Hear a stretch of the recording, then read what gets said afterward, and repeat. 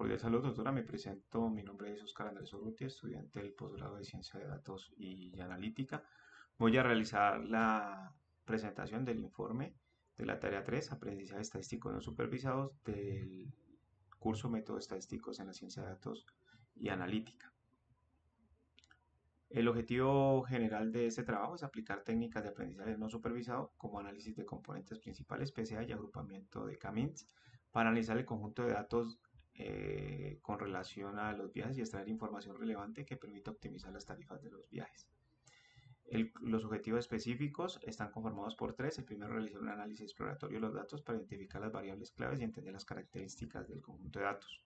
El segundo es aplicar un análisis de componente principal para reducir la dimensionalidad de los datos y determinar las características más relevantes que influyen en el costo histórico de los viajes. Por último, tenemos pues implementar un algoritmo de agrupamiento K-means para asegurar los datos estén en grupos homogéneos y analizar la diferencia entre los segmentos en términos de costo histórico de los viajes. Aquí tenemos una visión, un análisis exploratorio de nuestro dataset denominado Dynamic Pricing, que es extraído de la plataforma de Kaggle. Como podemos ver, no presenta datos nulos y se identifican variables claves numéricas para nuestro conjunto de datos, como número de conductores, calificación promedio, número de viajes pasados, duración esperada del viaje y costo histórico del viaje. Estas variables fundamentales pues nos sirven para la gestión eficiente de los servicios de transporte ya que influyen en la satisfacción del cliente. También tenemos una visualización del resumen estadístico de nuestro data frame, donde encontramos que el análisis de los datos muestra que en promedio los viajes tienen 60 pasajeros, 27 conductores y 50 viajes pasados. La calificación promedio de los conductores es de 4.6 sobre 5 y la duración esperada de los viajes es de 99 minutos. Asimismo, el costo histórico promedio es de $372. Los datos también revelan una tabla de viabilidad en algunas métricas, como es el número de pasajeros, una desviación estándar de 23.7 y el costo histórico con una desviación estándar de 187. Esto sugiere la existencia de segmentos de diferentes segmentos diferenciados de viajes que podrían beneficiarse en un enfoque que fije una fijación de precios pues más personalizada. Aquí tenemos una gráfica de dispersión de componentes principales, la cual pues en la gráfica de dispersión muestra que los componentes PC1 y PC2 no tienen una correlación significativa, lo que indica que presentan información independiente de los datos. Se observa también una mayor cantidad de datos por debajo de la línea de tendencia, lo que podría indicar que los viajes con menor número de conductores y pasajeros son más frecuentes. Aquí presentamos una matriz de variación explicada del componente 1, componente 2 y el componente 3, donde la varianza explicada del componente 1 es del 35.2 y una varianza acumulada del 35.2%. Del componente principal número 2, una varianza explicada del 25.4 y una varianza acumulada del 60.6%. Del componente principal número 3, su varianza explicada es del 18.7 y su varianza acumulada es del 79.3. Como podemos ver, los principales componentes explican el 79% de la varianza, indican que se puede reducir la dimensionalidad sin perder mucha información. El componente PC1 y PC2 son los que mayor varianza aplican con un 60% acumulado. Aquí también tenemos un gráfico Login donde nos evidencia pues que en el gráfico Login muestra que las variables número de pasajeros, número de conductores y número de viajes pasados son las más relevantes ya que tienen una mayor distribución en los componentes principales. Como podemos ver, está ubicada ese grupo de datos en la parte superior izquierda, donde se relacionan pues, las variables de mayor trascendencia. También tenemos que la variable costo histórico del viaje pues, no se incluye en la gráfica ya que se utiliza como una variable independiente. Aquí tenemos una gráfica de expresión de los clústeres del modelo de K-means. Como podemos ver, pues en el clúster 0, que es el azul, se caracteriza por tener el menor número de conductores, lo que afecta negativamente el costo histórico del viaje. El clúster 1, que está identificado como el rojo, tiene un mayor número de conductores, lo que se traduce en un impacto positivo en el costo histórico del viaje. En el clúster 2, que está identificado con el color naranja, tiene un menor número de conductores, pero aún así aporta positivamente al costo histórico del viaje. Y en el clúster 3, que está identificado con el color verde, muestra que a medida que aumenta el número de conductores, el costo histórico del viaje no aumenta demasiado.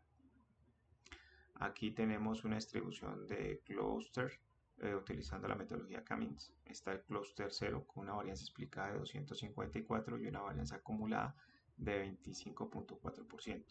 El clúster 1 con una varianza explicada de 264 y una varianza acumulada del 26.4%. El clúster 2 con una varianza explicada de 248 y una varianza acumulada del 24.8%. Y el clúster 3 con una varianza explicada de 234 y una varianza acumulada del 23.4%. Los clúster 1 y 2 son los que más aportan al costo histórico de los viajes, con un porcentaje del 26 y el 24.8% respectivamente. El clúster 0 y el clúster 3 tienen un impacto negativo en el costo histórico de los viajes y la empresa pues debería enfocar sus esfuerzos en los segmentos más relevantes, que sería el clúster 1 y el clúster 2. Ahí tenemos una gráfica de la representación en porcentajes y otra en cantidades. Aquí tenemos un agrupamiento jerárquico, aquí tenemos un gráfico de dispersión de los clústeres, el cual nos indica pues que el dendrograma muestra claramente la formación de 4 clústeres principales, como podemos ver, lo que indica que existen estos grupos, estos 4 grupos de observaciones con características similares dentro del conjunto de datos.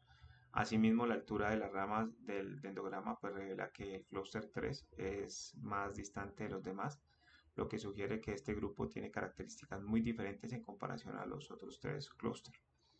Los 4 clústeres identificados en el dendrograma probablemente presentan diferentes segmentos de clientes a tipo de viajes realizados. Esto puede ser muy útil para que la empresa pues comprenda mejor la diversidad de su base de clientes y sus necesidades.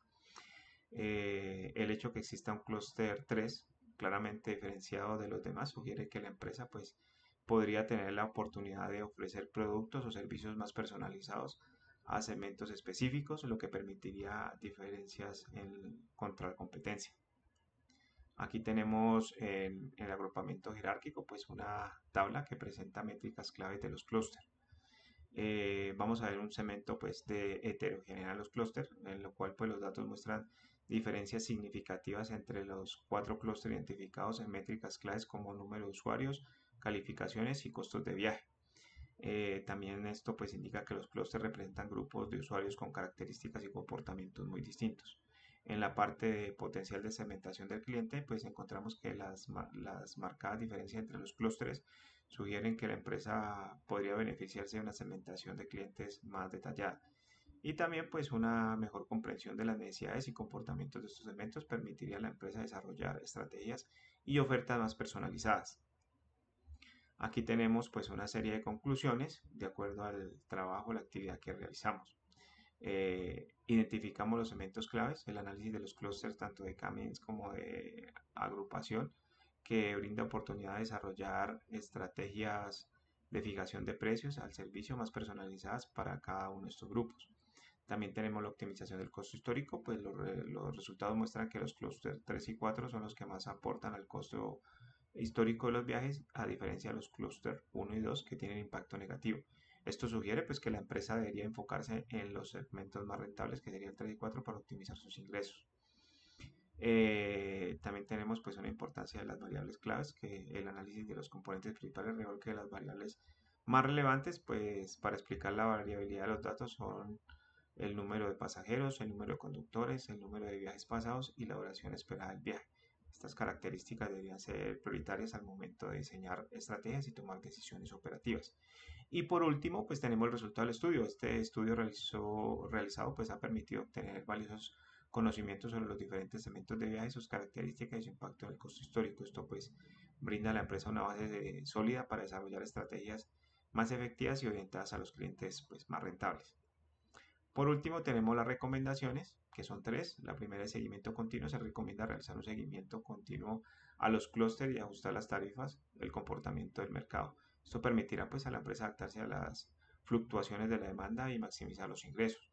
También pues, tenemos el análisis adicional, considerar la implementación de técnicas adicionales como el aprendizaje supervisado para mejorar la precisión de las predicciones de costos. Esto podría incluir la creación de modelos predictivos basados en clústeres identificados.